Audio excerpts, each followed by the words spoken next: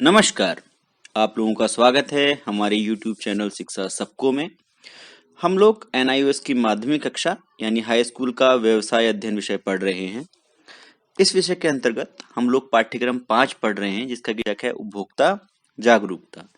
तो इसके अंतर्गत भी हमने जो पाठ 17 है उपभोक्ताओं के अधिकार एवं उत्तरदायित्व, इसका हमने प्रथम भाग पिछले पाठ में पढ़ा था जिसमें हम उपभोक्ताओं के अधिकार की बात कर रहे थे और उसके अंतर्गत भी हमने उपभोक्ताओं के 3 अधिकार पढ़ लिए थे। बाकी के 3 अधिकार और उत्तरदायित्व के बारे में आज हम इस वीडियो में बात करेंगे। तो सबसे पहले मैं आप लोगों के साथ अपना व्हाट्सएप नंबर फिर एक बार शेयर करना चाहता हूँ 7895860757। आपको कुछ चीज़ें समझ में नहीं आती हैं, आपको कुछ और पढ़ना है, किसी और टॉपिक पे आपको जानकारी चाहिए इस सब्जेक्ट में या फिर और भी किसी अन्य सब्जेक्ट में, तो आप लोग हमसे साझा कर सकते हैं उन चीज़ों को। और ख़ास तौर से लेकिन ये ध्यान रखिएगा कि अभी हम लोग केवल हाई स्कूल की बात कर रहे हैं। अगर आप इंटर के बारे में कुछ पढ़ना चाहते हैं तो वो हम थोड़े दिन बाद उसके लिए वीडियो बनाना शुरू करेंगे, तब आप हमसे उस बारे में भी पूछ पाएंगे। तो और आप लोगों से फिर एक बार ये अनुरोध रहेगा कि आप लोग अपने साथियों, अपने दोस्त, ऐसे लोग जो कि किसी भी हिंदी माध्यम के बोर्ड से पढ़ रहे हों, उनके साथ हमारी वीडियोस को और हमारे चैनल को जरूर शेयर कीजिए। तो आइए प्रारंभ करते हैं। एक बार जो पुनर्कथन कर लेते हैं कि पिछले वीडियो में हमने क्या क्या टॉपिक्स पढ़ लिए थे। हमने जाना था कि उपभोक्ता कौन होता है, उपभोक्तावाद का अर्थ क्या होता है, किस प्रकार से उपभोक्ता एकजुट होकर अपने अधिकारों के लिए आंदोलनरत हैं और किस प्रकार से वो अपने जो अधिकार हैं उनको जान रहे हैं और अपने जो हित है उनके रक्षा के लिए आगे आ रहे हैं। फिर हमने जाना था कि उपभोक्ता संरक्षण अधिनियम 1986 क्या है और किस प्रकार से ये उपभोक्ताओं को किस किस प्रकार के अधिकार प्रोवाइड करता है, प्रदान करता है। फिर हमने उपभोक्ता के अधिकार के बारे में बात करनी शुरू की थी। हमने उपभोक्ता के अधिकार के अंतर्गत सुरक्षा का अधिकार, सूचना पाने का अधिकार और चयन का अधिकार, इन तीनों अधिकारों के बारे में बात पिछले वीडियो में की थी। आज हम लोग सुनवाई का अधिकार, निवारण का अधिकार और उपभोक्ता शिक्षा का अधिकार, इन तीन टॉपिक्स पर चर्चा करेंगे। ठीक है, तो प्रारंभ करते हैं। सबसे पहले है सुनवाई का अधिकार। तो जैसे कि आप जो नाम है उससे भी समझ पा रहे होंगे, इसके अंतर्गत क्या है, इस अधिकार को आप 3 विभिन्न अर्थों में समझ सकते हैं। वो कौन कौन से अर्थ हैं? सबसे पहला जो सबसे व्यापक अर्थ है उसके अंदर ये अर्थ है कि जब भी सरकार और सार्वजनिक संस्थाओं द्वारा उपभोक्ताओं के हितों को प्रभावित करने वाले निर्णय लिए जाएं तो उपभोक्ता की सलाह ली जाए। मतलब अगर सरकार कोई ऐसा कानून लाती है या सार्वजनिक संस्थाएं कुछ ऐसा काम करती हैं जो कि उपभोक्ताओं के हितों को प्रभावित कर सकता है, उनके हितों को यानी कि जो उनका अपना जो हित हैं उनको प्रभावित करती है, ऐसा कोई भी निर्णय अगर लेती है, सरकार लेती है या सार्वजनिक संस्थाएं लेती हैं जो सरकार द्वारा बनाई जाती हैं, तो इन सभी संस्थाओं को उपभोक्ता से कंसल्ट करना जरूरी है। ठीक है ना? मतलब उपभोक्ताओं के पास सुनवाई का अधिकार होना चाहिए। वो अपनी जो समस्या है वो किसी को बता पाए और वो जो सरकार नीति बनाना चाह रही है या कोई जो प्रोग्राम लाना चाह रही है उसमें उपभोक्ता के हित किस प्रकार से प्रभावित हो सकते हैं, उनके बारे में अगर कोई निर्णय ले रही है तो उपभोक्ता से सलाह ली जाए। जैसे जब बिजली जो आप यूज करते हैं, जब उसके रेट तय होते हैं, उसकी दरों को निर्धारित किया जाता है, तो जो सरकारी संस्था है जो आपके यहाँ भी होगी, उनको विद्युत नियामक आयोग बोलते हैं। तो अलग अलग राज्यों में अलग अलग टाइप से विद्युत के जो दरें होती हैं उनको तय करता है विद्युत नियामक आयोग। वो जब उन दरों को तय करता है, क्योंकि विद्युत के जो उपभोक्ता होते हैं उनके हित जुड़े हुए हैं, अगर वो दरों को बहुत ज़्यादा बढ़ा देंगे तो उपभोक्ताओं का नुकसान होगा। तो जब भी इस प्रकार के निर्णय लिए जाते हैं किसी सार्वजनिक संस्था यानी कि जो विद्युत नियामक आयोग है, तो सबसे पहले वो लोग जो उपभोक्ता हैं उनके साथ एक कंसल्टेशन मीटिंग करते हैं, एक सलाह के लिए बैठक करते हैं जिसमें कि उपभोक्ताओं की सलाह ली जाती है, जो स्टेक होल्डर्स होते हैं उनकी सलाह ली जाती है। ठीक है, अगला है जो अगला अर्थ है, ये भी अधिकार है उपभोक्ताओं को कि वो निर्माता, विक्रेता एवं विज्ञापनकर्ता जो होते हैं वो जब उत्पादन करते हैं या जो सामान को बांटने संबंधी जो निर्णय लेते हैं उस समय भी अपने उपभोक्ताओं का विचार जाने। ठीक है ना, कैसे? निर्माता जब कोई निर्माता किसी नए उत्पाद का प्रोडक्शन शुरू करता है, उत्पादन शुरू करता है, तो उससे पहले वो कई चरणों में उपभोक्ताओं की रिस्पॉन्स लेता है, उनकी फीडबैक लेता है, तब जाकर फिर अपने जो प्रोडक्ट होता है, जो उत्पाद होता है, उसमें चेंजेस करता है, उसको परिवर्तित करता है, और आखिरी में उपभोक्ताओं की सलाह के हिसाब से अपना जो सामान है उसको तैयार करता है। ठीक है। और जो तीसरा अर्थ है वो ये है कि अगर उपभोक्ता, ये तब लागू होता है जब उपभोक्ता किसी चीज का उपभोग कर लेता है। तो अगर उपभोक्ता को वस्तु या सेवा के उपभोग के बाद कोई परेशानी होती है, तो उसकी शिकायतों की सुनवाई के समय अदालती कार्रवाई के मध्य उनकी सुनवाई का भी उनको अधिकार होता है। मतलब वो अपनी शिकायत को अदालत के सामने जाकर उस पर सुनवाई करवा सकता है। ठीक है। तो ये तो हो गया सुनवाई का अधिकार। अब अगला है निवारण का अधिकार, मतलब फैसला होने का। ठीक है ना, मतलब उसकी समस्या का समाधान होने का। तो दोषपूर्ण वस्तुओं के स्थान पर दूसरी वस्तु अथवा विक्रेता द्वारा मूल्य वापसी को प्राप्त करने का जो उपभोक्ता है उसको अधिकार होता है। दोषपूर्ण वस्तु से मतलब है, जैसे मान लीजिए आप कोई पंखा लेके आए, आपने पंखा लगाया और पंखा चलाने के कुछ दिन बाद आपका 1-2 महीने में पंखा खराब हो गया। ठीक है ना, वो प्रॉपर हवा नहीं दे रहा है। तो आपको पास ये अधिकार है कि आप जाएं और उस जो दोषपूर्ण पंखा है उसके स्थान पर दूसरा पंखा ले आएं, अथवा जो सेलर है जिसने आपको बेचा है, जो विक्रेता है, उसके से आप मूल्य वापस ले लें। उस पंखे का मूल्य वापस प्राप्त करने का आपको अधिकार है। ठीक है ना। और उस अधिकार की जो एक आपको लिखित रसीद मिलती है, जिसको कि वारंटी कार्ड भी बोलते हैं, वो भी यही समझाता है। ठीक है ना। वारंटी कार्ड का मतलब ये होता है कि अगर आपको कुछ जो वारंटी पीरियड होता है 1 साल का, 2 साल का, उसमें अगर आपकी वस्तु खराब होती है तो आपके पास पूरा अधिकार है कि आप जाकर उसकी जगह दूसरी वस्तु प्राप्त कर लें। ठीक है ना। या फिर कुछ वस्तु के केस में ये भी हो सकता है कि उसको ठीक करके जो दुकानदार है वो आपको प्रदान कर दे। इसी प्रकार से उसको जो ग्राहक है उसे उचित न्यायालय में वैधानिक समाधान पाने का भी अधिकार है। वो अगर न्यायालय में जाएगा तो उसको लीगल रेमेडी जो न्यायालय है वो प्रदान करेगा। यह अधिकार उपभोक्ताओं को ये विश्वास दिलाता है कि उनकी शिकायत पर उचित ध्यान दिया जाएगा। ठीक है ना। तो उनको इस प्रकार से कॉन्फिडेंस मिलता है कि जो अगर वो कोई कंप्लेंट लेके जाएंगे तो उसके ऊपर प्रॉपर जो एम्फेसिस है, जो ध्यान है वो दिया जाएगा। किसके द्वारा? न्यायालय के द्वारा, या फिर जो वो विक्रेता है उसके द्वारा। यदि आपूर्तिकर्ता अथवा विनिर्माता की गलती के कारण कोई हानि होती है अथवा कठिनाई का सामना करना पड़ता है तो उपभोक्ता के लिए उचित क्षतिपूर्ति का प्रावधान भी है। अब मान लीजिए आप जो पंखा खरीद के लाए हैं और वो उसकी कोई शाफ्ट कोई कमजोर थी, या उसका जो पाइप होता है वो कमजोर था और पंखा नीचे गिर गया और आपके किसी सामान पर लग गया और आपका सामान डैमेज हो गया।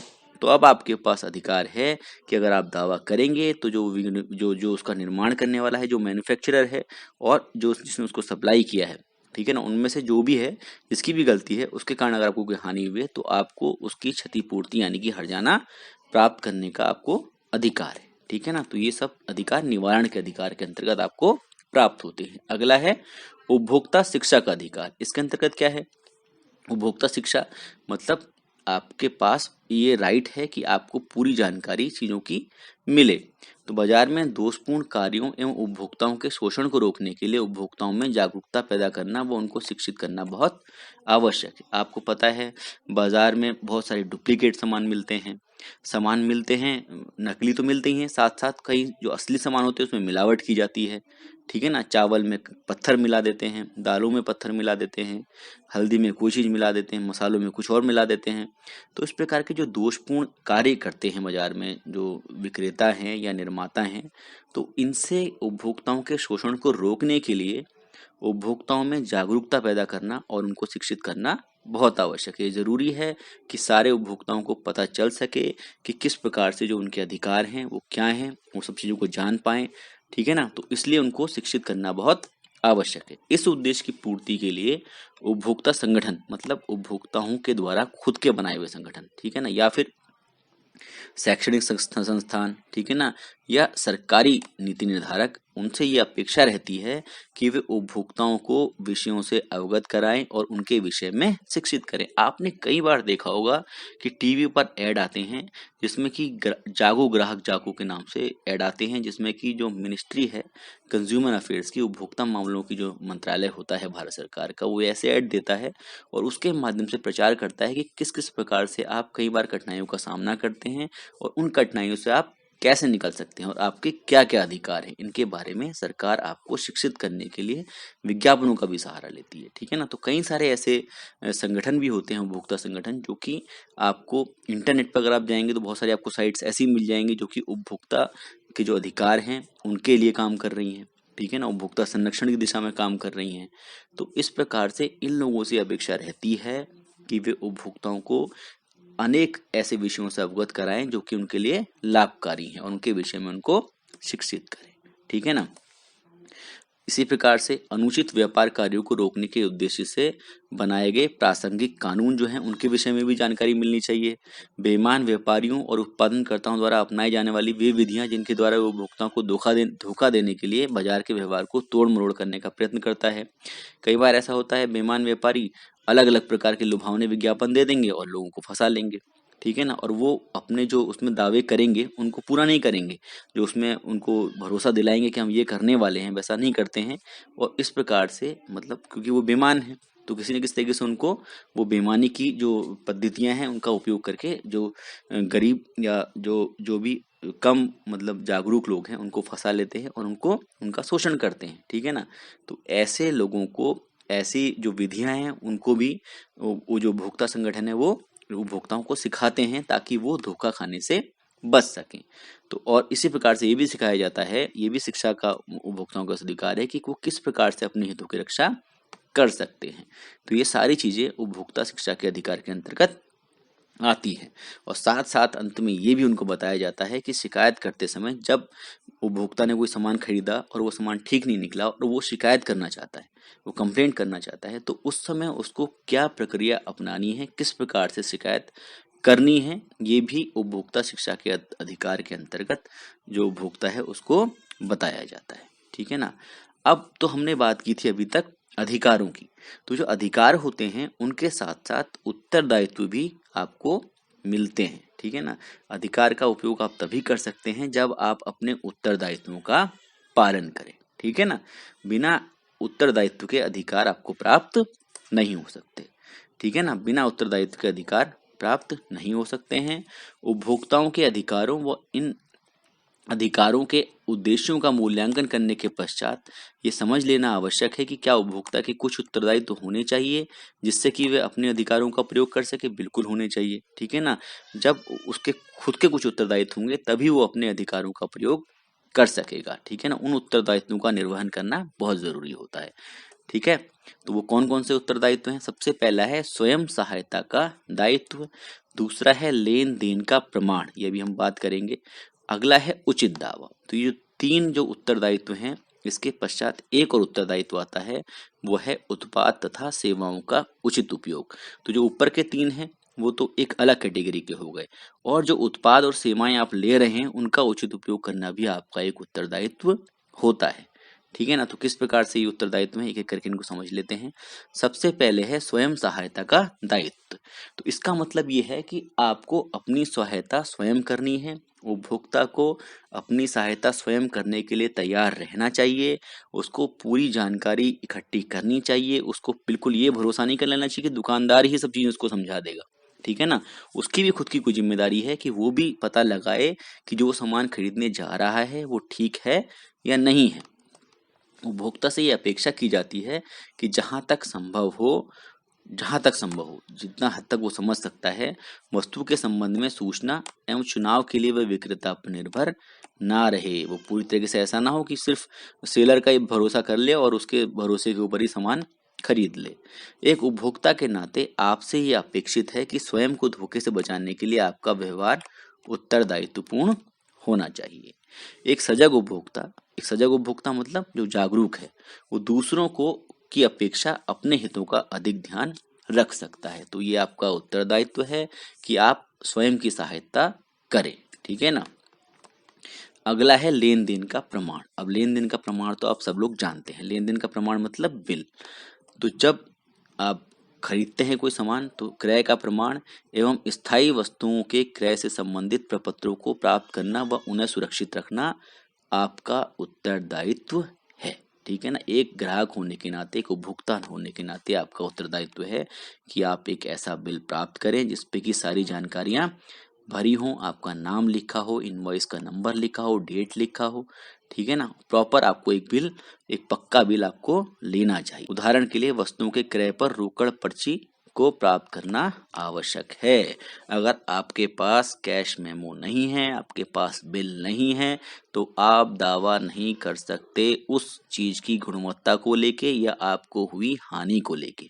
ठीक है ना, किसी भी प्रकार का दावा आपका मान्य नहीं होगा अगर आपके पास उस लेन देन का प्रमाण नहीं होगा। तो ये आपका उत्तरदायित्व है कि आपको उस लेन देन का प्रमाण अपने पास रखना चाहिए अगर आपको कोई भी शंका है। और वैसे तो आपको एक कॉमन प्रैक्टिस में सारी चीजों का बिल लेना चाहिए, वो एक अच्छी प्रैक्टिस है, एक अच्छा आपका काम है अगर आप लेते हैं तो। ठीक है, अगला है, तो मैंने जैसे बताया आपको कि अगर आपको कोई शिकायत है, यदि आप वस्तु में किसी कमी के संबंध में शिकायत करना चाहते हैं तो क्रय का प्रमाण होने पर आप वस्तु की मरम्मत अथवा उसके प्रतिस्थापन का दावा कर सकते हैं, अन्यथा नहीं। अगला है उचित दावा। अब ये बताता है कि जब आपने कंप्लेंट करने का ठान लिया है, आपके पास बिल भी है, तो आपका उत्तरदायित्व है कि आप दावा उचित करें, आप अनुचित दावा ना करें, नहीं तो आपको भी मुसीबत का सामना करना पड़ सकता है। शिकायत करते समय एवं हानि अथवा क्षति होने पर उसकी पूर्ति का दावा, जो आप मतलब हर्जाना मांगेंगे, करते समय अनुचित रूप से बड़ा दावा नहीं करना चाहिए। ठीक है ना, आपको अगर 100 रुपए का नुकसान हुआ है तो आप 100 रुपए का ही दावा करिए, ये नहीं कि 100 रुपए के दावे की जगह आप 10,000 का दावा कर दें। ठीक है ना, तो ज्यादा बड़ा दावा नहीं करना चाहिए। कभी कभी उपभोक्ता अपने निवारण के अधिकार का उपयोग न्यायालय में करता है। ऐसे भी मामले सामने आए हैं जिनमें उपभोक्ता ने बिना किसी उचित कारण के क्षतिपूर्ति की बड़ी राशि का दावा किया है। आखिरी में वो जो दावे होते हैं वो फलीभूत नहीं होते हैं, उनका कई बार उपभोक्ता के खिलाफ भी जजमेंट आ जाता है। ठीक है ना, कई बार ऐसे भी डिसीजन आ जाते हैं जो कि उपभोक्ता के खिलाफ होते हैं और उपभोक्ता को जुर्माना देना पड़ता है। यह एक अनुचित कार्य है जिससे आपको बचना चाहिए। तो ये भी एक उत्तरदायित्व है कि आप उचित दावा पेश करें।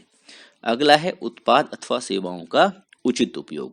तो ये वही बात है कि जो आप उत्पाद आपको दे रहे हैं और जो सेवाएं आपको मिल रही हैं, आप उनका उचित उपयोग करें। उनका अगर आप दुरुपयोग करते हैं तो आपको हो सकता है कि आपका जो दावा है वो कंपनी रिजेक्ट कर दे। ठीक है ना, कुछ उपभोक्ता विशेष रूप से गारंटी अवधि के दौरान यह सोचकर वस्तु तथा सेवाओं का दुरुपयोग करते हैं कि इस अवधि में इसका प्रतिस्थापन तो हो ही जाएगा। ठीक है ना, तो कई बार आपने देखा होगा कि अगर आप ऐसे गारंटी अवधि में भी सामान लेके जाते हैं तो कई बार कंपनी मना कर देती है कि हम इस चीज को ठीक नहीं करेंगे। क्यों नहीं करेंगे? क्योंकि हो सकता है कि गलती से आपने जो उसकी गारंटी में जो शर्तें दी होती हैं उनका उल्लंघन कर दिया हो। ठीक है ना, आपने उसका सामान वस्तु का ऐसे तरीके से कर दिया हो जो कि कंपनी ने अपने गारंटी कार्ड में लिखकर मना किया हो। ठीक है ना, ऐसे बहुत सारी कंडीशंस हो जाती हैं, उनके लिए ऐसा करना उचित नहीं है।